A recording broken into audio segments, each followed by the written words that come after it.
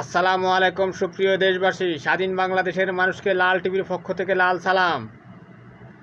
আপনারা ইতিমধ্যে হয়তো দেখেছেন, সমস্ত চ্যানেলগুলোতে ভাইরাল হয়ে গেছে ইউটিউবে ছাত্র জনতার বিপ্লবী গণ অভ্যুত্থানের সময় 5 আগস্ট আশুলিয়ার সাভারে যে গণহত্যা চলেছে, সেই লাশগুলো কিভাবে ভ্যানের মধ্যে একটার উপর একটা রেখে নিয়ে যাচ্ছে। কত নৃশংস, কত নিষ্ঠুর এই সমস্ত গণহত্যাকারী।